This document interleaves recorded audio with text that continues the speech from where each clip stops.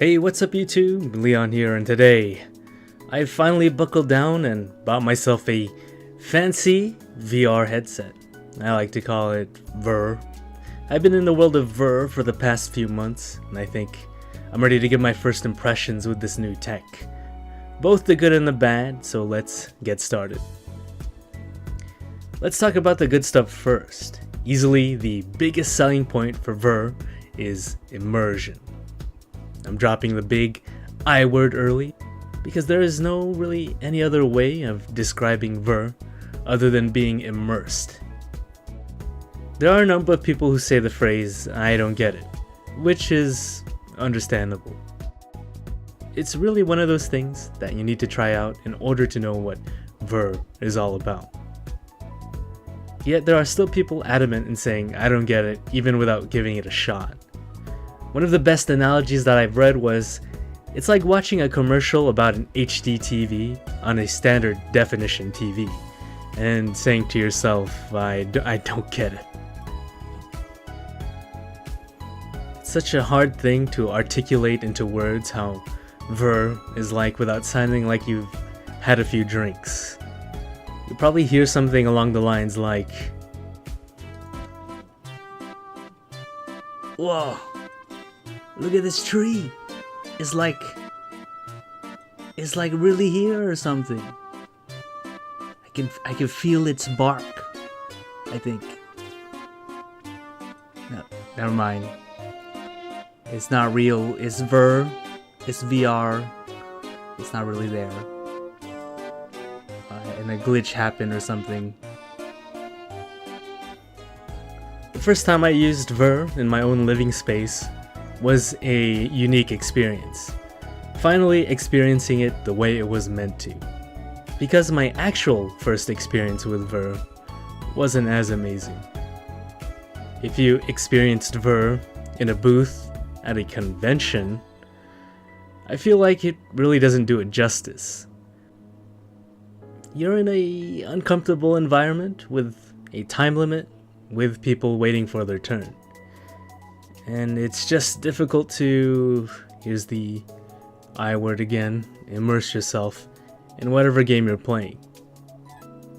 So if you've had a very lukewarm experience with VR, it could have been the setting that you tried it in.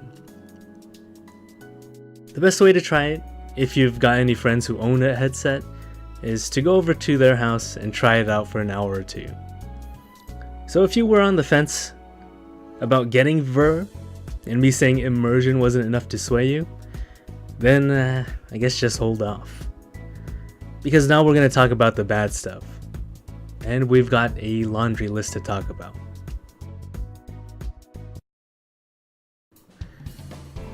The first thing on that list is that not everyone can experience VR. This is not considering the expenses of VR, which I'll get into later. What I mean is mentally and physically. You may have heard the term VR sickness before. It's pretty much like getting car sick or seasick, plus the added benefit of a headache. This is probably a major detractor for a lot of first-time VR users. It does feel terrible, but it doesn't mean you can't build a resistance to it. In my case, playing VR in a cool room and staying hydrated usually kept me from getting sick, even with the most intense experiences. But VR sickness is something you should still consider, especially if you're going to buy a headset for yourself. My advice is take it slow, play some slower paced games, don't be afraid to turn on those comfort mode settings, and get your VR legs first before diving into more intense experiences. Now let's talk about the physical. Not everyone has enough space for VR. You need around 5 to 7 feet of space to enjoy VR safely for games that require you to stand or move around a bit. And not everyone has their PC in a room with 5 to 7 feet of free space around to play with. Only being able to stand in place or sit down severely limits your VR experience. unfortunately for some people, the only solution would be to move into a bigger place. So this amazing new technology has been around for consumers for around 3-ish years. So how's that game selection? Wonder what's on the Steam store that I can get. Oh, Sex and Gun VR. Money Bath VR. What else do we have here? Oh, Itazura VR Safe for Work. $4.99. Well, if I were to put all the games into 4 different genres, it would probably be this.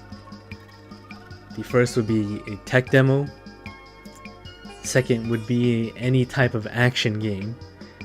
A walking simulator or experience. And the last one, and the most important one, is porn. VR porn.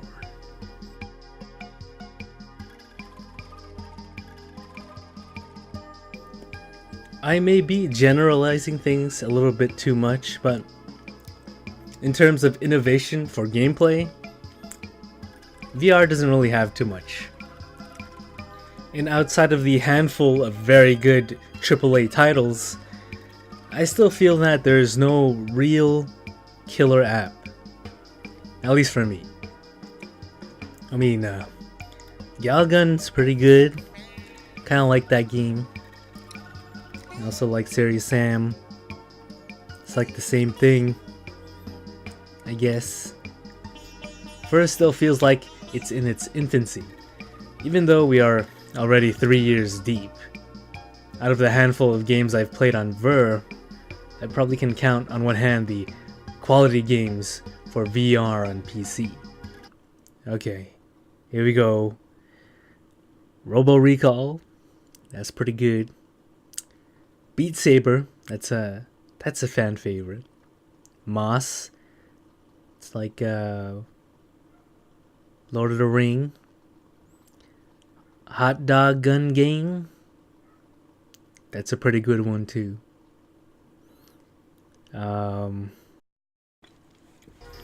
As far as prominent fully featured Ver games go, I would say there isn't much. It's heavily reliant on indie devs to innovate before the AAA does. Again, I've only had my Ver headset for a few months, so I haven't really explored the vast library of games for it. But as far as the Steam VR store page goes, I really don't see much games. While we're on the topic of VR stores, Oculus are kind of assholes. If you think about it, VR is niche. Only a handful of people own a headset, let alone people who use them to the fullest. And yet, Oculus has a storefront only for the Oculus, with games only for the Oculus. What about all the other headsets like Vive, Windows Mixed Media, Pimax? Well, tough luck. You've got to use a workaround just to play these games. I mean, come on, Oculus. Let's stop being negative for a moment, and let's just talk about Ver. Is it the new frontier for games and media? It can be. And that's the phrase right there. It can be. In 2019, Ver has been a lot more affordable now than ever, with the new Oculus S and the Go and the Vive, whatever Valve's doing. I mean, it's still expensive considering you need a decent PC and the software to play around with. Some of these games are like $30. It's only like 2 hours long. kind of ridiculous. It's just a lot more affordable now than when they first came out. Those price tags are pretty ridiculous. It's just that Ver has been sitting in potential for 3 years. It can be something great, but it isn't yet. Hasn't gotten to the point where I can go on Steam or the Oculus Store and find a new big game for it every month. But maybe 2019 is the year that Ver catches on. Those new headsets I mentioned are coming in this year with the announcement of some cool looking games. Maybe even Valve throwing their own game. That'd be kinda cool. Maybe I'm being too optimistic. I guess we'll just have to wait and see. So the idea of Ver doesn't sway you into buying, or you just can't because of the many different reasons, I would still say wait. But if you decide to buckle down and get yourself a headset, it's still something truly unique. For the first time ever, I get to immerse myself into games like never before. Finally being able to exist within a video game world. It's something a kid would dream of. Being able to be inside the game. Sure, it sounds a little cheesy, but that alone to me is worth every penny. This is Leon from Humans Plays, and if you've got any VR titles you want to share, go ahead and tell me in the comments, because I'm still looking for some good games for this very expensive piece of technology.